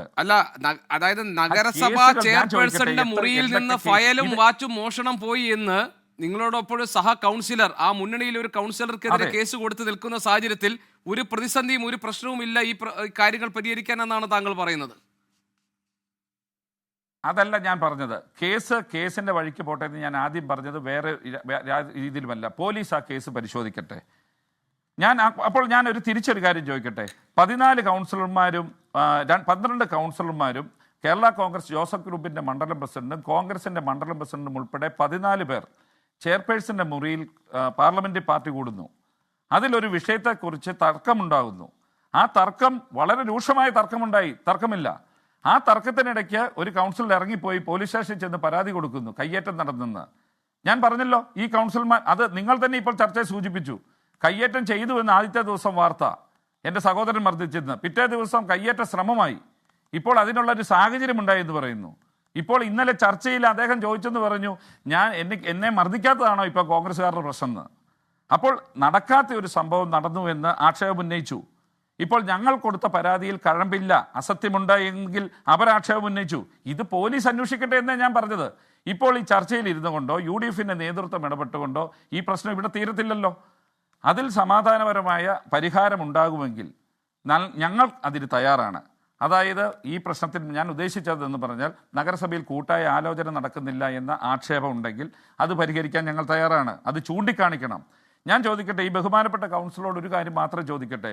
ഈ 6 മാസക്കാലം കൗൺസിൽ കൂടിയപ്പോൾ ഒരു തവണയെങ്കിലും ആ കൗൺസിലിൻ്റെ അജണ്ട ചർച്ച ചെയ്യാതെ പാർലമെന്റ് പാർട്ടി കൂടി ചർച്ച ചെയ്യാതെ കൗൺസിൽ കൂടിയിട്ടുണ്ടോ?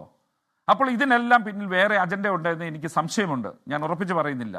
നിങ്ങളിവിടെ സൂചിപ്പിച്ചു 6 മാസത്തിന് ശേഷം ഈ 26-ാം തീയതി ധാരണയനുസരിച്ച് ഞാൻ വൈസ് ചെയർമാനാകുന്നൊന്നും ധാരണയില്ല. സ്വതന്ത്ര കൂട്ടായ്മയ്ക്ക് ധാരണയനുസരിച്ച് സ്വതന്ത്ര കൂട്ടായ്മയ്ക്കാണ് വൈസ് ചെയർമാൻ എന്ന് റിട്ടേൺ ആയിട്ട് എഗ്രിമെൻ്റ് ഉണ്ട്. അതിൽ തർക്കമില്ല.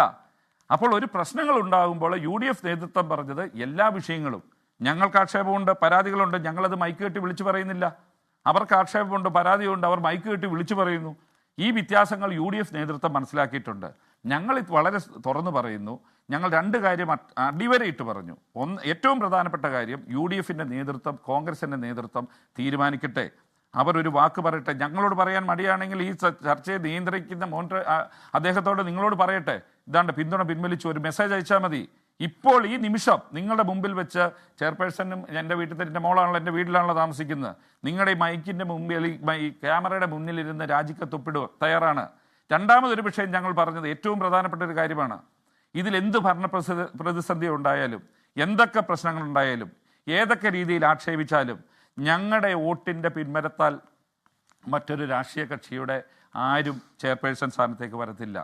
അതുപോലെ വേറൊരു രാഷ്ട്രീയ പ്രസ്ഥാനത്തിൻ്റെ ഒരു മുന്നണിയുടെ വോട്ട് വാങ്ങി ഞങ്ങൾ അല്ലെങ്കിൽ ചെയർപേഴ്സൺ തൽസ്ഥാനത്ത് തുടരത്തില്ല. അത് ഞങ്ങളുടെ തീരുമാനം. ഇന്ന് കേരള കോൺഗ്രസിൻ്റെ ചെയർമാൻ വളരെ മാന്യമായിട്ട് ശ്രീ ജോസ് കെ മാണി വളരെ മാന്യമായിട്ട് പ്രതികരിച്ചത് UDFന്റെ പ്രശ്നമാണ്. എന്നാൽ അവരുടെ ജില്ലാ പ്രസിഡന്റ് പ്രസ്ഥാനം വെച്ചു ഞങ്ങൾ സ്വതന്ത്ര മുന്നണിക്ക് പിന്തുണ കൊടുക്കുകയോ അവരുടെ പിന്തുണ സ്വീകരിക്കുകയോ ചെയ്യില്ലെന്ന്. അതിൻ്റെ ഒരു ആവശ്യം വന്നിട്ടില്ലല്ലോ. ഇദ്ദേഹം ഈ പ്രസ്താവന ഇന്നലെ ഇറക്കുന്നതിൻ്റെ എത്രയോ ദിവസങ്ങൾക്ക് മുമ്പ് ഈ പ്രതിസന്ധി ഉണ്ടായപ്പോൾ തന്നെ ഞങ്ങൾ പറഞ്ഞു ആ ഒരു രാഷ്ട്രീയ സാഹചര്യം ഉണ്ടാകത്തില്ല. അതിൽ കാര്യവുമുണ്ട്.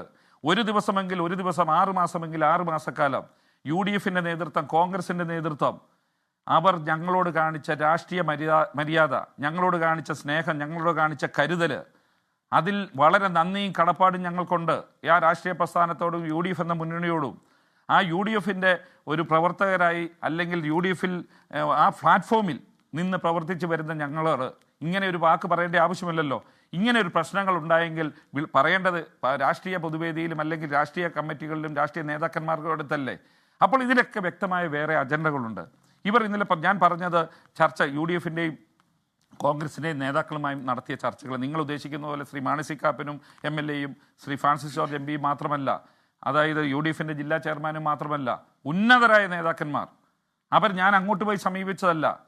ഒരു സമവായത്തിൻ്റെ ഫലമായിട്ട് അല്ലെങ്കിൽ അവർ മുൻകൈ എടുത്ത ഒരു മുന്നണി സംവിധാനത്തിൻ്റെ കെട്ടുറപ്പിനെ ബാധിക്കുന്ന രീതിയിലുള്ള പ്രവർത്തനങ്ങൾ ഞങ്ങളുടെ ഭാഗത്തു നിന്ന് തന്നെ ഞാൻ പറയുന്നു. ഞങ്ങളെന്ന് ഉദ്ദേശിച്ചാൽ ഞാൻ മാത്രമല്ല, ഈ ചർച്ചയിൽ പങ്കെടുക്കുന്ന ബിജു മാത്യൂസ് ഉൾപ്പെടെയുള്ള UDFന്റെ 14 കൗൺസിലറുടെ ഭാഗത്തു നിന്നും ഒരു വളരെ ആരോഗ്യകരമായിട്ടല്ലാത്ത രീതിയിലുള്ള പ്രവർത്തനങ്ങൾ ഉണ്ടായപ്പോൾ അത് പരിഹരിക്കുന്നതിന് UDFന്റെ കോൺഗ്രസിന്റെ നേതൃത്വം അതോടൊപ്പം ഞങ്ങൾ നിൽക്കും. ഒരു തർക്കവുമില്ല.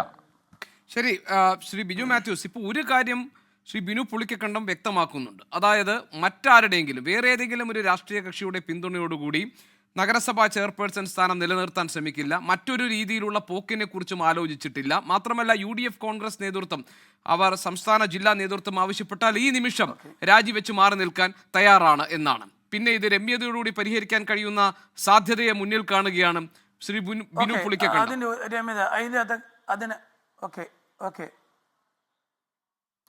ഇദ്ദേഹത്തിന് ഇനി വേറെ അങ്ങോട്ടും പോകാനില്ല. ഇദ്ദേഹം ഇപ്പോൾ അറിയാം, കേരളത്തിൽ UDFന്റെ ഒരു നല്ല ഭരണ സംവിധാനം നിലവിൽ വന്നപ്പോൾ ഇദ്ദേഹം ഈ നിലപാടെടുക്കുന്നേ ഉള്ളൂ. ഇദ്ദേഹം ഇടതുപക്ഷത്ത് പോയി, BJP പോയി പല രാഷ്ട്രീയ പ്രസ്ഥാനങ്ങളിലും ഓടി നടന്ന് ഈ കോൺഗ്രസിനകത്തുനിന്നും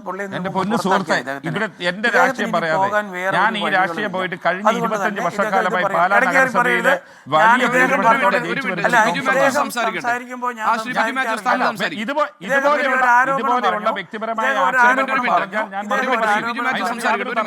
എവിടെ മുറിയെടുത്ത് ബിസിനസ് നടത്തുന്നു. പാലാ രൂപതയുടെ കത്തീഡ്രൽ പള്ളിയുടെ വക ബിൽഡിങ്ങിൽ ഞാൻ കടമുറിയെടുത്ത് എൻ്റെ വ്യാപാര സ്ഥാപനം നടത്തുന്നു. ആക്ഷേപം ആർക്കെതിരെയാ? ആക്ഷേപം എനിക്കെതിരെയാണോ? എനിക്ക് മുറി തന്നിരിക്കുന്ന പാലാ രൂപതയുടെ കത്തീഡ്രൽ പള്ളിക്കെതിരെയാണോ? പിന്നെ ഇങ്ങനെയുള്ള ആരോപണങ്ങളും ഈ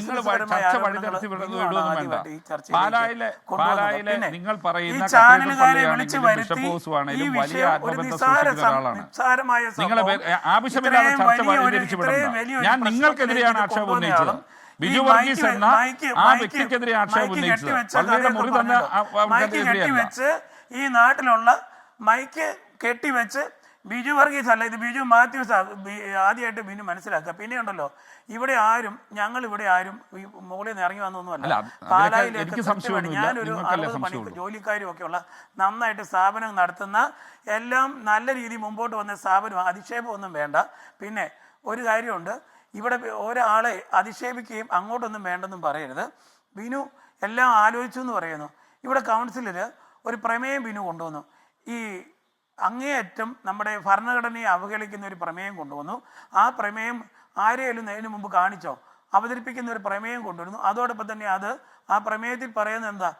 രാജ്യസഭാ മോഡലിൽ ഇവിടെ കേരളത്തിൽ MLC പദവി കൊണ്ടുവരണം. ആ MLC പദവിയിലേക്ക് കൊണ്ടുവരേണ്ട ആൾക്കാരുടെ പേരിട്ടിരിക്കുക. അതായത് പ്രമുഖരായ വ്യക്തികളുടെ കഴിവില്ലാത്ത മക്കളെ കൊണ്ടയിരുത്തി അതിനു വേണ്ടിയിട്ട് MLC പദവി കൊണ്ടുവരണമെന്ന് ഒരു ഉത്തരവാദിത്തപ്പെട്ട ഒരു കൗൺസിലർ പ്രമേയം കൊണ്ടുവരുന്നു. എന്നിട്ട് കോൺഗ്രസിൻ്റെ പ്രതിനിധികളെ വെട്ടിലാക്കുന്നു. ഞങ്ങളെല്ലാം വെട്ടിലായിപ്പോയി. അതോടെ ആ പ്രമേയത്തെ ഞാൻ എതിർത്ത് സംസാരിച്ചു.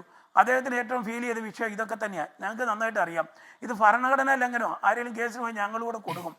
ഇത്തരം പല വിഷയങ്ങളിലും ഞങ്ങളെ പെടുത്തുന്ന അദ്ദേഹം ചെയ്യുന്ന പ്രവൃത്തി നിങ്ങളുടെ അറിവില്ലായ്മയെ ചോദ്യം ചെയ്യുമല്ല, നിങ്ങളുടെ അറിവില്ലായ്മയെ ചോദ്യം. ഒരു പ്രമേയം അവതരിപ്പിച്ചാൽ ഭരണഘടന, അതായത് സർക്കാരിനോട് ഭരണഘടനാ സംവിധാനത്തോട് MLC മോഡലിൽ ഒരു സംവിധാനം കേരളത്തിൽ വേണമെന്ന് പറഞ്ഞൊരു മുനിസിപ്പാലിറ്റി ഒരു പ്രമേയം പാസാക്കിയാൽ അത് ഭരണഘടനാ വിരുദ്ധമാണെന്നൊക്കെ പറയാതെ പദവികൾ അതല്ല, കഴിവില്ലാത്ത മക്കൾക്ക് പറഞ്ഞിട്ടില്ല. തെരഞ്ഞെടുപ്പിൽ ജയിക്കാൻ പറ്റാത്ത ആളുകൾക്ക് എന്നാണ് പറഞ്ഞിരിക്കുന്നത്. ആ പ്രമേയത്തിൽ വീണ്ടും ഞാൻ ചോദിക്കട്ടെ, ആ പ്രമേയത്തിൽ നിങ്ങൾക്ക് എന്തുകൊണ്ട് വേദനയുണ്ടായി? അവിടെയാണ് രാഷ്ട്രീയം ഇരിക്കുന്നത്. നിങ്ങൾക്ക് എന്തുകൊണ്ട് വേദനയുണ്ടായി ആ പ്രമേയത്തിൽ? ഈ ഭരണത്തിന്റെ ഭാഗമാക്കാൻ വേണ്ടിയാണ്. തെരഞ്ഞെടുപ്പിൽ ജയിക്കാത്തവരെ കൊണ്ടുവരാനായിട്ട് അത് ഒരുപക്ഷെ നാളുകളിൽ നിങ്ങൾക്കും എനിക്കും ഒക്കെ ആവശ്യം വരുന്നേ. അതുകൊണ്ട് തന്നെ ആ പ്രമേയം അവതരിപ്പിച്ചത്. നിങ്ങൾക്ക് അതിനെന്തിനാ വേദന കൊള്ളുന്നത്? നിങ്ങൾക്ക് വേദന തോന്നേണ്ട കാര്യം അവിടെയാണല്ലോ രാഷ്ട്രീയം ഇരിക്കുന്നത്. എപ്പോഴും എന്നും ഇതേ സ്വഭാവം കാണിക്കും പുള്ളി. എവിടെയെല്ലാം ചെന്ന് എനിക്ക് വേദന, രാഷ്ട്രീയമല്ലല്ലോ. ബിനുവിന് ആരോടും ഇപ്പൊ ഞാൻ പറയുമ്പോൾ മുഴുവൻ ഇടയ്ക്ക് കയറി സംസാരിക്കും. ബിനു ഒരു സഹിഷ്ണുതയില്ല. ബിനുവിന്റെ നിങ്ങൾ ആവശ്യമില്ലാത്ത കാര്യങ്ങൾ ചർച്ചയുടെ വഴി തിരിച്ചുവിടുന്ന രീതിയിലുള്ള വളരെ തരംതാണ രീതിയിലുള്ള ആക്ഷേപങ്ങൾ പറയുമ്പോൾ അതിന് മറുപടി പറയുന്നേ, അതിന് യാതൊരു സംശയവും വേണ്ട. അത് ഏത് വേദിയിലാണെങ്കിലും മറുപടി പറയും. നിങ്ങൾ എന്തിനാ നിങ്ങൾക്ക് അതിന് വികാരം കൊള്ളേണ്ട കാര്യം പറഞ്ഞു കൊടുക്കും. ഇത് തന്നെയാ ഏത് വേദിയിലും പറയാൻ കൊള്ളില്ലെന്നേ. നഗരസഭയുടെ മീറ്റിംഗ് കൂടുമ്പോഴും ഇങ്ങനെ കയറി എപ്പോഴും ഇടപെട്ട് മറ്റുള്ളവരുടെ അവസരം താങ്കൾ എപ്പോഴും കളഞ്ഞു കുളിച്ചുകൊണ്ടിരിക്കും. താങ്കൾ മറ്റുള്ളവർക്ക് ആർക്കും അവസരം കൊടുക്കുകയല്ല. ഇവിടെ ഓരോ സ്റ്റാൻഡിംഗ് നിങ്ങളുടെ വ്യക്തിപരമായ അഭിപ്രായമല്ല സുഹൃത്തെ, നിങ്ങളുടെ വ്യക്തിപരമായ അഭിപ്രായമല്ല. ഞാൻ അതിനെന്തിനാ മറുപടി പറയുന്നത്? നിങ്ങളുടെ വ്യക്തിപരമായ അല്ലല്ലോ, വ്യക്തിപരമല്ലല്ലോ. ഇന്നലെ എഴുതി കൊടുത്തിട്ടുണ്ടല്ലോ, ഞങ്ങൾ 6 പേര്. നിങ്ങൾ രാഷ്ട്രീയപരമായി പറഞ്ഞ കാര്യത്തിന് നമ്മളെ ചർച്ച നിയന്ത്രിക്കുന്നയാൾ നമ്മളോട് ചോദിച്ച രാഷ്ട്രീയപരമായ കാര്യങ്ങൾക്ക് നിങ്ങൾ മറുപടി പറ. വ്യക്തിപരമായ മറുപടി പറയാനാണെങ്കിൽ നമുക്ക് ഒരുപക്ഷെ നമുക്ക് 24 ചാനലുകാർ നമുക്ക് അവസരം തരുന്നേ. നിങ്ങൾ രാഷ്ട്രീയപരമായ മറുപടി പറയൂ. രാഷ്ട്രീയപരമായ മറുപടി പറയൂ. ഞങ്ങൾക്ക് പറയാമല്ലോ, ഈ രീതിയിൽ ഇടപെടാതെ എന്തുകൊണ്ട് ഞങ്ങൾക്ക് എന്ന് പറയാതെ ബിജു മാത്യൂസ്, ഏതായാലും നമുക്ക് ഇതിന്റെ ബിജു മാത്യൂസ്, അതായത് ഇതിപ്പോൾ ഈ പ്രശ്നം എങ്ങനെ പരിഹരിക്കാൻ കഴിയുമെന്നാണ് ശ്രീ ബിജു മാത്യൂസ് താങ്കൾ കരുതുന്നത്? പെട്ടെന്നൊന്ന് പറയാമോ, ഈ പ്രശ്നം എങ്ങനെ പരിഹരിക്കാൻ കഴിയുമെന്നാണ് താങ്കൾ കരുതുന്നത് ശ്രീ ബിജു മാത്യൂസ്? അതിനൊരു വഴിയുണ്ടോ, സാധ്യതയുണ്ടോ? വ്യക്തമല്ലേ, കാര്യങ്ങൾ വ്യക്തമല്ലേ? ഉറപ്പായും ഇത്രയേ ഉള്ളൂ. ഈ ഗുണ്ടാ സംഘത്തിൽ നിന്ന് ഞങ്ങൾ പ്രതിപക്ഷത്തിരുന്നാലും ശരി, ഈ ബിനുവിന്റെ ഇതുപോലെയുള്ള ഇടപെടല് സംസാരിക്കാൻ നിങ്ങൾ ഗുണ്ടാ സംഘമെന്ന് ആക്ഷേപിച്ചാൽ ഞങ്ങൾ നിങ്ങളെ പറ്റി എന്താണ് മറുപടി പറയേണ്ടത്? ഞങ്ങളെ ഗുണ്ടാ സംഘമെന്ന് ആക്ഷേപിക്കുമ്പോൾ നിങ്ങൾ പറയുന്നത് എന്താണ്? ബ്രാക്കറ്റിൽ പേരെഴുതാൻ പേരില്ലാത്ത ആളെന്ന് പറയണം. അങ്ങനെ തന്നെ പറയണോ? അതുകൊണ്ട് നിങ്ങൾ ദയവ് ചെയ്ത് അത്തരം കാര്യങ്ങളിലേക്ക് ഒന്ന് ആക്ഷേപം ഉന്നയിക്കരുത്. ഗുണ്ടാ സംഘങ്ങൾ എന്ന് പറയുമ്പോൾ ബിജു കഴിഞ്ഞ് നിങ്ങൾ എഴുതുന്ന ഇൻഷലിന്റെ പേര് അല്ലെങ്കിൽ പല പേര് നിങ്ങൾക്ക് എഴുതേണ്ടതായിട്ട് വരുമെന്ന് പോലും എനിക്ക് ആക്ഷേപം പറയേണ്ടി വരും. ദയവ് ചെയ്ത് അതിലേക്ക് കടക്കരുത്. ശ്രീ ദീപക്, ഇനിയിപ്പോൾ എന്താണ് തിരുവനന്തപുരം കോർപ്പറേഷന്റെ കാര്യത്തിൽ പ്രതിപക്ഷത്തിന്റെ അടുത്ത നീക്കം? അല്ല, ഞങ്ങള് ഈ കാപ്പ കേസിനകത്ത് ഇദ്ദേഹത്തെ അറസ്റ്റ് ചെയ്ത് ദിവസം തന്നെ LDF കൗൺസിലർമാരെല്ലാം വളരെ അടിയന്തരമായിട്ട് കൗൺസിൽ മീറ്റിംഗ് വിളിക്കണമെന്നുള്ള നോട്ടീസ് കൊടുത്തിട്ടുണ്ട്. അതുപോലെ ഞാൻ മനസ്സിലാക്കുന്ന UDF കൊടുത്തിട്ടുണ്ട്. അപ്പോൾ സ്വാഭാവികമായിട്ടൊരു സ്പെഷ്യൽ മീറ്റിംഗ് വിളിച്ചാലേ പറ്റുള്ളൂ. അതിനകത്ത് ഈ സത്യസന്ധമായി ഈ കാര്യങ്ങളെ വിലയിരുത്തിക്കൊണ്ട് ഈ കോർപ്പറേഷന്റെ വന്നിട്ടുള്ള ഒരു നാണക്കേട് ഒഴിവാക്കിക്കൊണ്ട് ഒരു ജനാധിപത്യ സംവിധാനം നിലനിർത്തിക്കൊണ്ട് ഇത് കാപ്പ പോലുള്ളൊരു ഒരു പ്രതിയെ വെച്ചുകൊണ്ട് നമുക്ക് എന്തായിരുന്നാലും ഈ കൗൺസിൽ മുമ്പോട്ട് പോകാൻ വേണ്ടിയിട്ട് പറ്റില്ല. അപ്പോൾ അവരെ സ്വാഭാവികമായിട്ട് എന്താണ് നിയമപരമായി ഇയാളെ ഒഴിവാക്കാൻ വേണ്ടിയിട്ടുള്ള നടപടി എന്ന് പറഞ്ഞു കഴിഞ്ഞാൽ നമ്മൾ നിയമത്തിന്റെ അടിസ്ഥാനത്തിൽ എടുക്കാൻ വേണ്ടിയിട്ട് തയ്യാറാകണം. അതല്ല ഇവര് ഈ പറയുന്ന കണക്ക് RSSും BJPയും മേയറും സംഘവും എല്ലാം കൂടെ ചേർന്ന് ഇതിനെ ന്യായീകരിക്കുകയാണെന്നുണ്ടെങ്കിൽ ഞങ്ങൾ വരുന്ന ദിവസങ്ങളിൽ വളരെ 15-ാം തീയതിയൊക്കെ വളരെ ജനകീയമായിട്ടുള്ള ജനാധിപത്യ രീതിയിലുള്ള വലിയ പ്രക്ഷോഭത്തിന് നേതൃത്വം കൊടുക്കാൻ വേണ്ടിയിട്ട് പോകുകയാണ്. ഒരു കാരണവശാലും ഈ RSSന്റെ ഈ ക്രിമിനൽ വൽക്കരണം അത് അനുവദിക്കാൻ വേണ്ടിയിട്ട് പറ്റില്ല. ഞങ്ങൾ വളരെ ശക്തമായിട്ട് തന്നെ നേരിട്ട് ഈ പറയുന്ന സമരത്തിൽ കൂടി ജനങ്ങളെ സംഘടിപ്പിച്ചുകൊണ്ട് ഇതിനെ ചെറുത്ത് തോൽപ്പിക്കുക തന്നെ ചെയ്യും. അതല്ലാതെ ഈ പറയുന്നത് പോലെ തന്നെ നമ്മുടെ വീണ്ടും ഇത്തരം കാര്യങ്ങളും ചെറിയ കാര്യങ്ങൾ പറഞ്ഞിട്ട് ഇതിനെല്ലാം രാഷ്ട്രീയവൽക്കരിച്ച് ഇതിനെ അങ്ങോട്ട് കാപ്പ കേസിലെ പ്രതിയായിട്ടുള്ള ആളുകളെ എല്ലാം കൂടി ഇരുത്തിക്കൊണ്ട് ഇത് മുന്നോട്ട് പോകാമെന്ന് പറഞ്ഞു കഴിഞ്ഞാൽ സ്വാഭാവികമായിട്ട് ഞങ്ങൾ അതിനെ എതിരായിട്ടുള്ള നിയമപരവും അതുപോലെ തന്നെ ജനാധിപത്യപരമായിട്ടുള്ള സമരവും ശക്തിപ്പെടുത്തിക്കൊണ്ട് മുമ്പോട്ട് പോകുമെന്നുള്ളതാണ്. ഏതായാലും തിരുവനന്തപുരത്തും അതുപോലെ പാലായിലും ഇപ്പോൾ രൂപപ്പെട്ടിരിക്കുന്ന പ്രതിസന്ധിയിൽ നിന്ന് കരകയറുമോ ഭരണ നേതൃത്വം, അതോ അത് കൂടുതൽ ആഴത്തിലുള്ള പ്രതിസന്ധിയിലേക്ക് കൂപ്പുകുത്തുമോ? നമുക്ക് കാത്തിരുന്ന് കാണാം. ഈ ചർച്ചയിൽ പങ്കെടുത്ത എല്ലാ അതിഥികൾക്കും നന്ദി. എൻകൗണ്ടറോടെ പൂർത്തിയാകുന്നു. മറ്റൊരു വിഷയവുമായി നാളെ ഇതേ സമയം. നമസ്കാരം.